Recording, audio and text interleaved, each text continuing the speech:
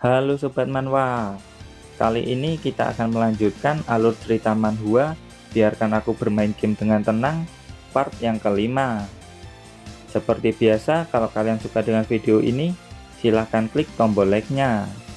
Dan jika kalian gak mau bonyok di Bogem Jing-an, silahkan subrek aja. Dan tidak usah basa-basi lagi, ayo langsung kita gaskan ke ceritanya. Di manhwa period,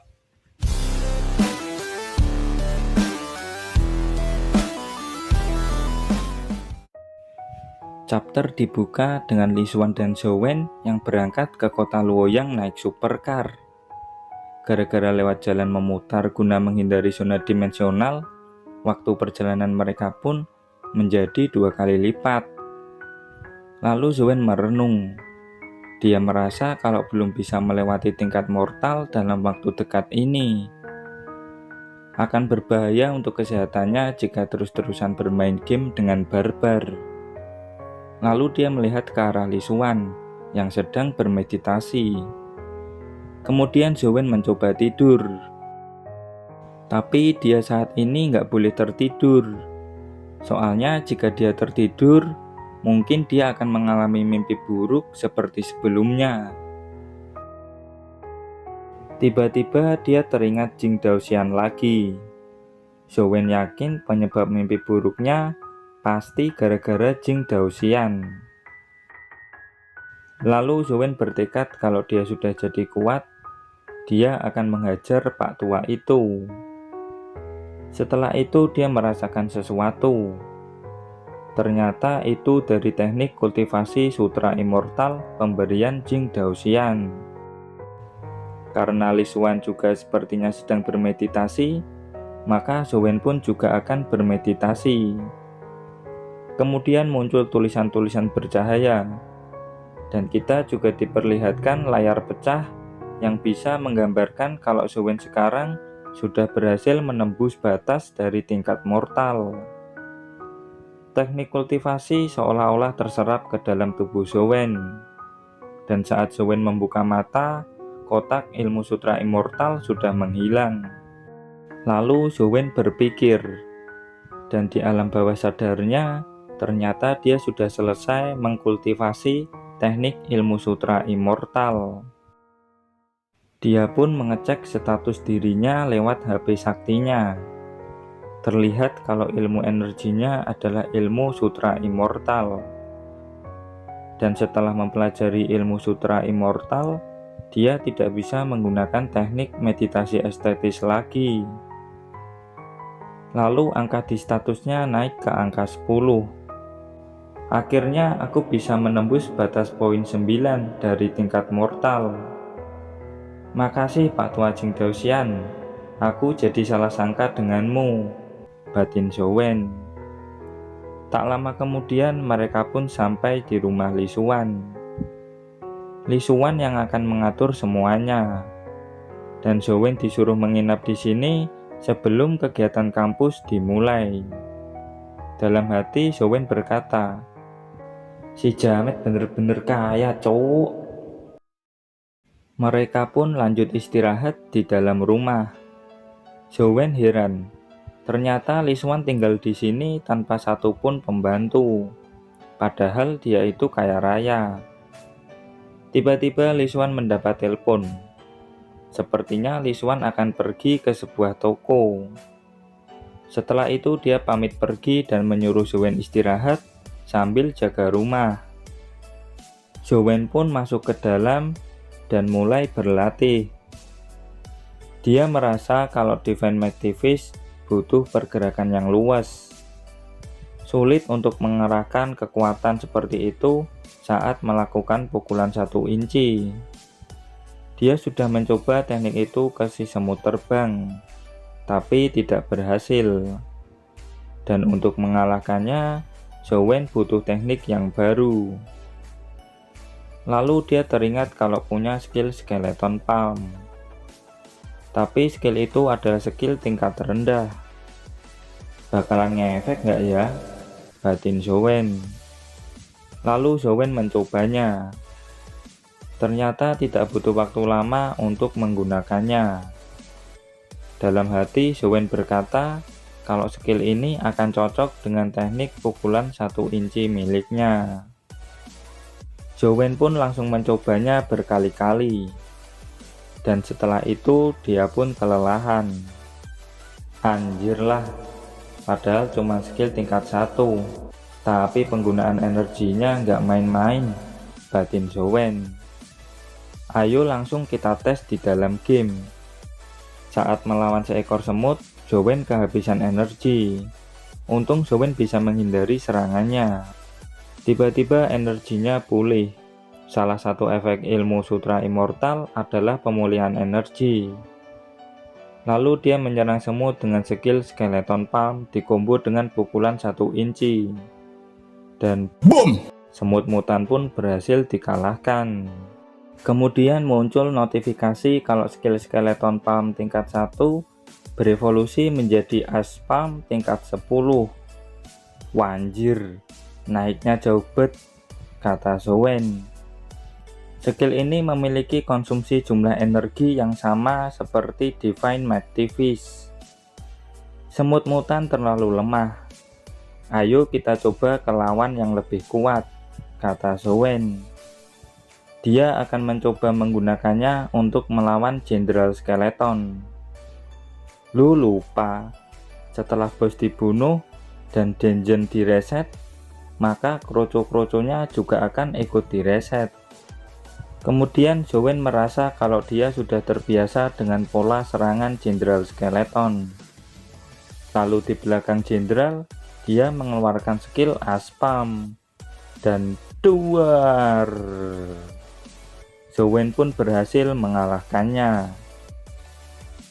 Beberapa saat kemudian, Zowen dibangunkan sama seorang cewek. Zowen kaget dan berteriak, "Siapa kamu?" Si cewek tidak menjawab dan bertanya di mana Li Xuan berada. Zowen menjawab kalau dia tidak tahu. "Sialan, kenapa dia selalu menghindariku?" ucap si cewek. "Siapa dia? Datang-datang ngomel-ngomel gak jelas," batin Zowen. Tiba-tiba si cewek menarik tangan Zowen dan bilang kalau Zowen bisa menggantikan Li Xuan. Zowen berkata, "Sabar woi, main tarik-tarik aja lu, kenal juga kagak." Lalu si cewek bilang, "Kau kan temannya Li Xuan, gak masalah dong kalau nolongin kakak perempuannya?" "Walah, kakak perempuannya toh." "Merepotkan," kata Zowen pelan. "Ngomong apa lu?" Enggak ngomong apa-apa kok," ucap Zowen. Karena nggak bisa menolak, Zowen pun pergi mandi dan bersiap-siap. "Cepet lo ya," ujar si cewek pada Zowen. Beberapa saat kemudian, akhirnya mereka sampai ke Universitas Sunset di arena latihan. Diketahui kalau nama dari cewek ini adalah Li Weiyang. Dia disambut oleh 2 temannya. Mbak Weiyang berkata kalau Zowen gak usah ngapa-ngapain, cukup berdiri di samping dan mendukungnya. "Oke," kata Zowen sambil main game. Lalu di dalam arena mereka disambut sama bos preman yang bernama Guoyang dan seorang perempuan yang bernama Sumei. Guoyang bertanya, "Kenapa adikmu Li Xuan gak datang? Takutkah?" "Bacot, aku sendiri lebih dari cukup untuk menghadapimu," ucap Mbak Weiyang. Lalu dia berteriak ke arah Sumei, "Kita mengalahkan Ancient War State Mutant bersama. Kenapa sekarang kau mau mengambil telur bis pendamping untuk dirimu sendiri?"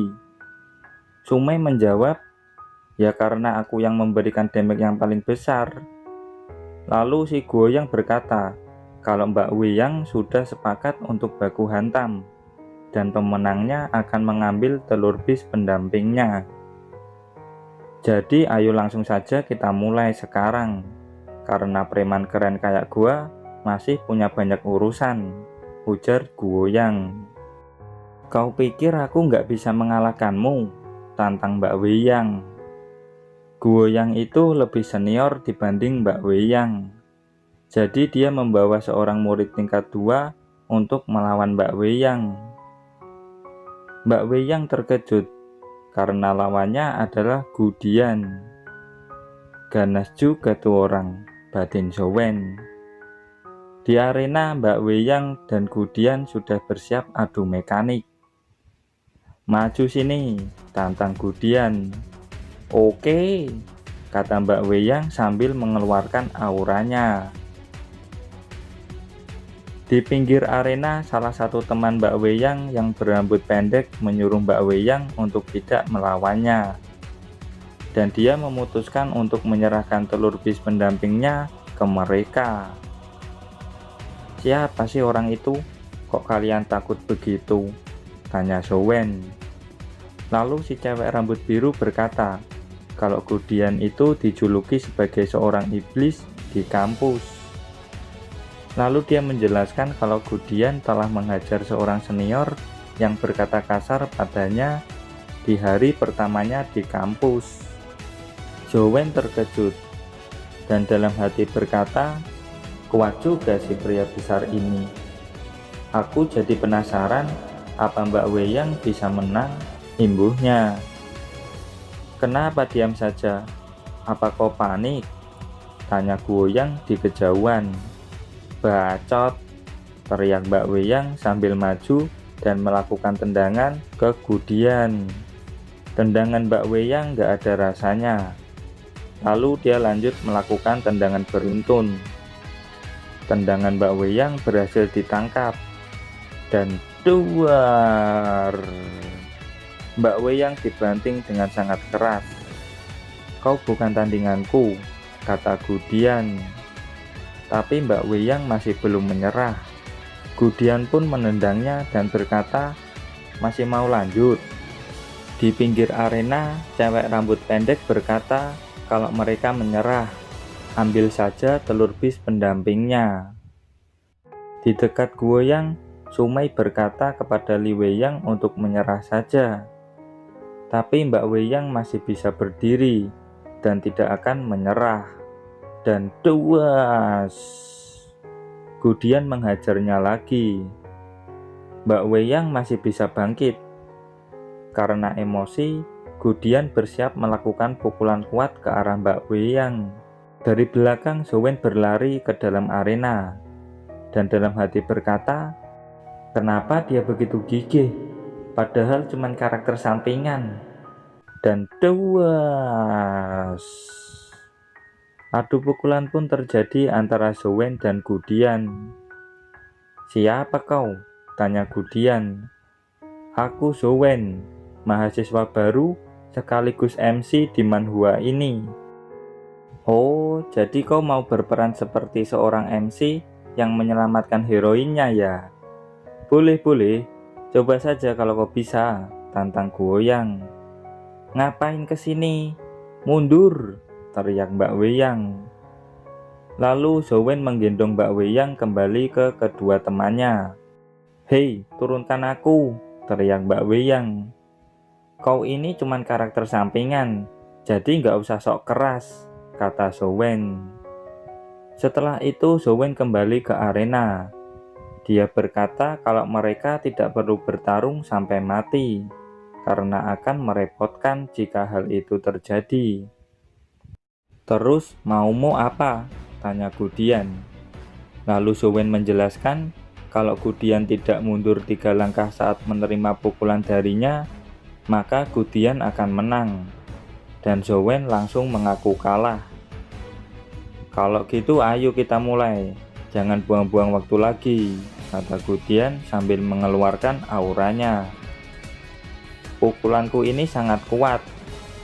Meskipun tidak sekuat Saitama, tapi waspadalah, ucap Zhou-wen. Si Sumei beranggapan kalau Gu Dian sedang tidak diuntungkan. Guoyang dengan tenang yakin kalau Gu Dian tidak akan kalah. Lalu dia menjelaskan kalau skill milik Gu Dian itu adalah kristal duri landak. Selain membuat badannya menjadi keras, dia juga memiliki kemampuan untuk memberikan reflect damage. Ditambah skill miliknya ini sudah mencapai tingkat 9. Dan orang terakhir yang menantangnya dengan cara seperti itu telah kehilangan tangannya. Kemudian Zowen mengeluarkan skill Divine Magnifice Serious Punch, dan tak lupa ditambah dengan ajian sakti. Osi, besi, ilang ono dosa kang bos kelakon. Terlihat Gudian yang berusaha menahan pukulan Zowen, dan duar, Gudian terdorong ke belakang, dan itu sudah lebih dari 3 langkah. Mbak Weyang garuk-garuk perut melihat hal ini. Gudian pun tidak habis pikir, ternyata dirinya bisa terdorong sejauh ini. Serius punch nih bos, ujar Zowen. Lalu si Sumei berteriak. Dia tidak terima dengan kekalahan ini. Dia minta tanding ulang, kayak bocil ML kalau ngajakin Bewan. Kemudian Guoyang menamparnya dengan keras. Kalah ya kalah, aku tidak akan pernah menarik kembali kata-kataku, ujarnya. Lalu dia berjalan melewati Zowen dan mengancamnya seperti seorang penjahat di komik-komik dan anime. Dan setelah itu pun dia pergi meninggalkan arena. Zowen pun langsung dipuji sama kedua temannya Mbak Weyang. Tanganmu, kata Mbak Weyang yang mengkhawatirkan Zowen. Bagi seorang MC, ini hanyalah luka kecil. Justru lukamu lah yang lebih parah. Ayo kita pergi ke rumah sakit. Zowen pun pergi ke rumah sakit sambil menggendong Mbak Weyang. Mbak Weyang tidak menyangka kalau adiknya Lee Suan punya teman yang hebat seperti Zowen. Beberapa hari setelah kejadian itu, Zowen tidak bisa menggunakan tangannya untuk bermain game. Dan karena kondisi tangannya sudah baikan, saatnya push rank. Tiba-tiba di belakangnya Lee Suan muncul. Zowen khawatir karena pintu rumahnya hancur gara-gara Mbak Weyang. Dan sekarang rumah mewahnya Lee Suan jadi nggak ada pintunya kayak rumah-rumah yang ada di game FF. Ternyata Lee Suan tidak mempermasalahkan hal itu. Lee Suan bertanya, apa Zowen masih ingat sama tempat bis pendamping tipe organ ditemukan? Belum sempat Zowen menjawab, Lee Suan langsung mengajak Zowen untuk melihatnya bersama. Pergi melihatnya? Aku ingat kita nggak punya akses ke tempat itu sebelum memulai perkuliahan, kata Zowen. Dasar bocil FF, kau meremehkanku ya? Membawamu ke sana itu cuman masalah sepele buatku, ucap Lee Suan yang menyombongkan diri di depan Zowen. Tapi Zowen mengabaikannya dan fokus ke gamenya. Kasih tanggapan kek, jangan diem aja lu, kata Lee Suan. Iya, kau hebat, ucap Zowen dengan nada datar. Si bangsat, ujar Lee Suan. Lalu Lee Suan bilang kepada Zowen untuk tidur lebih awal karena mereka akan berangkat besok pagi. Setelah melihat layar status di HP sakti miliknya, Zowen bertanya apa syarat untuk menetaskan telur bis pendamping tingkat legend. Kalau kau mau menetaskan telur bis pendamping Jenderal Skeleton, kusarankan jangan bertindak sembarangan, ucap Lee Suan. Lalu dia menjelaskan kalau dibutuhkan seseorang dengan poin energi seenggaknya 1 lusin untuk menetaskan telur bis pendamping tingkat legend. Dan jika mereka nggak memiliki cukup energi, maka tubuh mereka yang akan terkonsumsi. Pada dasarnya, mereka bisa berakhir dengan luka serius atau bahkan bisa lumpuh. Pada dasarnya. Berarti ada pengecualian dong, tanya Zowen. Pengecualian itu adalah aku, kata Lee Suan dengan bangga. Lalu dia menjelaskan lagi kalau teknik ilmu bawaan ilahi membuat tubuhnya menjadi kuat, sehingga dia bisa menetaskan beberapa telur bis pendamping tingkat legend ketika dia masih berada di tingkat mortal.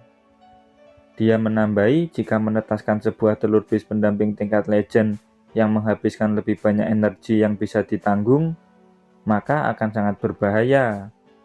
Lebih baik menyerah dulu, kecuali kalau kamu nggak takut mati, maka kau bisa mengambil resiko itu.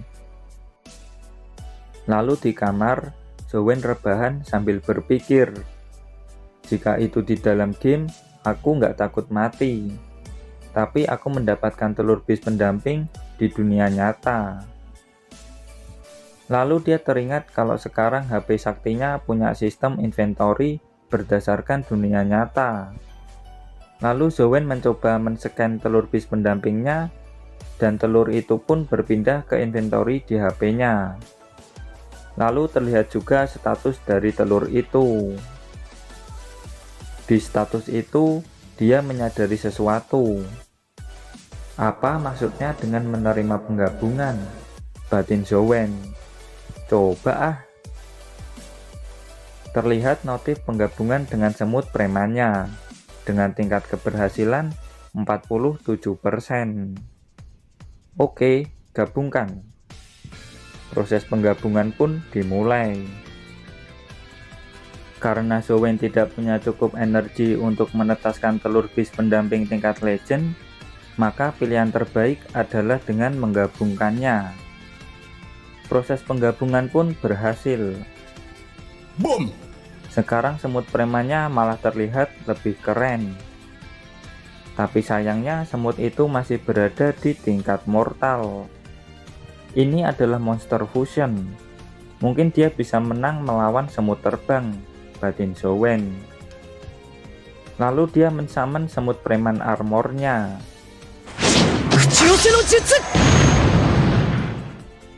Semut preman langsung mengeluarkan skillnya, yaitu skeleton persing. Sayang sekali semut terbang bisa menghindarinya. Dengan kecepatan tinggi, satset, dia menghindari skill milik semut preman dan langsung menuju ke arah Zowen. Serangan terakhir semut preman berhasil dihindari. Zowen pun langsung menyerangnya dengan skill Divine Magnifice Normal Punch. Dan dewas, serangannya nggak kena. Semut terbang bergerak dengan sangat cepat dan langsung membelah tubuh Zowen jadi dua, dan game over. Dalam hati Zowen berkata, apaan tuh? Sebuah skill terbang kah? Dan chapter pun ditutup sampai di sini.